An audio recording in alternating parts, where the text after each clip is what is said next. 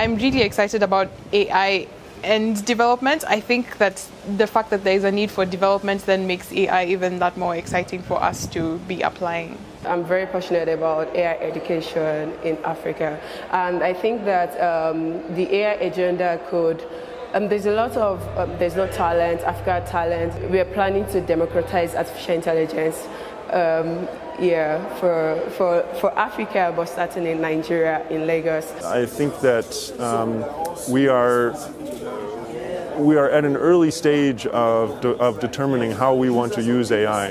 And in some ways that's really good because the rest of the world has shown us or has allowed us to see some of the pitfalls, some of the major problems that we're going to encounter as we develop AI. As Africa, I think we're in an interesting position in that when we're trying to look at AI and how it can actually be used, one of the things that becomes important is also demystifying it for the public and decision makers. One person I've forgotten to thank, and that's Monica Croppe, who is working with us on this. So artificial intelligence is a tool, and we must always think of it in that way. It's very important we don't get confused by thinking of it as somehow taking over. It's a tool, it's a very sophisticated tool. It's also making us rethink who we are as human beings, which is, I think, also very useful for humanity and very positive. I think development is the challenge. Development is the problem. So we are looking at how we can use various tools, including machine learning, to directly address development problems. I think AI has a really big role to play in development, but we need to bring AI into the developing countries and transitioning countries to make a difference on the ground. So it's not about us making up solutions in the West, but it's about developing solutions here locally. AI for development in the context of Africa needs to be an initiative that begins by identifying what are Africa's real problems on the ground. Yeah, I think language is like the first thing which we need to crack. So I'd say let's unlock language and then unlock Africa. For me, the biggest thing will be in the area of health. Where we can automate a lot of health delivery system in the continent. Because today, if you look at it, we cannot raise sufficient doctors to address our problems. So how do we automate the diagnosis, investigative process using AI?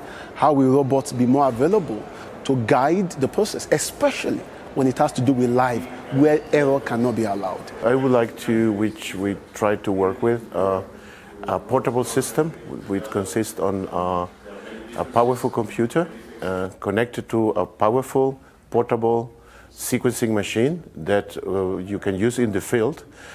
These will contain all the data sets and all the databases to which people can compare. So anytime there is an outbreak of any unknown disease, you can immediately identify these pathogens being new, old, or mutated on the spot. Perhaps the one I would focus on most is education, where I believe AI can enhance the educational provision and experience of countless people across the globe, because it can enable access to high-quality education for the masses. Like Tony Blair said in 1997, education, education, education, because that's the foundation. Probably, I think maybe one area that that is being underestimated is the issue of geopolitics, because geopolitics and geoeconomics go hand in hand. I would like to see us using machine learning to solve really difficult problems that will assist people like social scientists to make our countries more governable, more accountable and transparent and things like that. If given unlimited resources, because of a center that I'm managing, I would wish to get more industry players to give us problem sets or data sets that students can use for their thesis work. If I could have AI solve any problems, it would be getting products to international markets.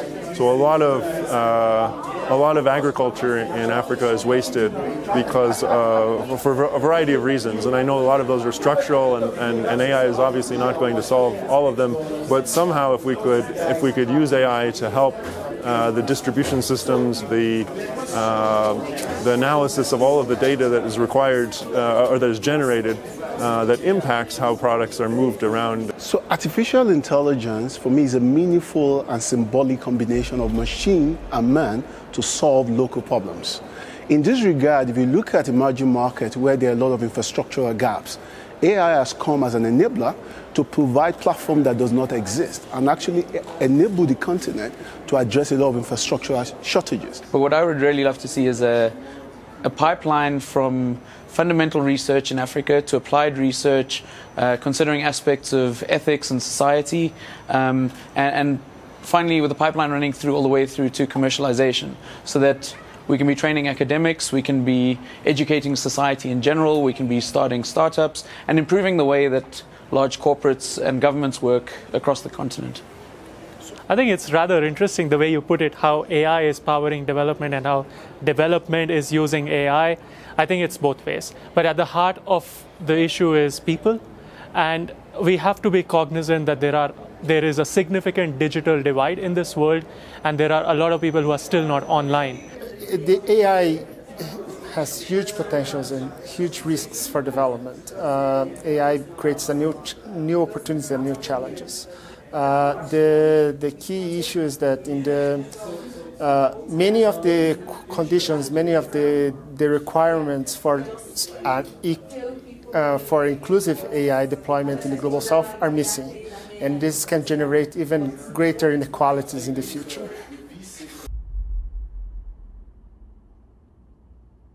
Well, the Blue Sky Project is really ensuring that Africans can fully contribute to and participate in and benefit from potential opportunities in artificial intelligence, as well as in global discussions and in local discussions about how to mitigate the risks. So the Blue Sky Project is building the capacity of institutions on the ground in Africa to participate. How I see the future is that the human rights respecting countries or the community of democracies, need to be defining that the ownership of data, like investment in special data infrastructure, but also identifying core sectors where AI should land.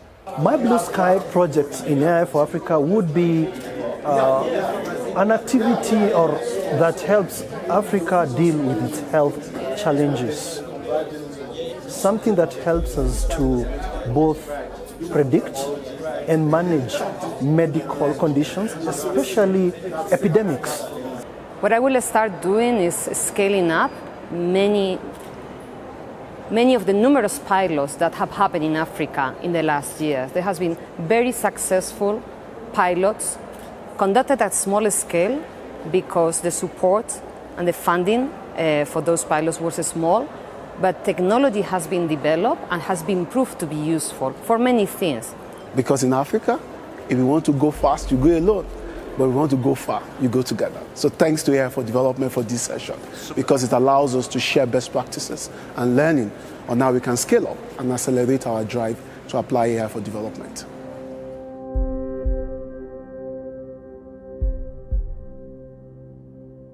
So the future is positive. Thank you very much.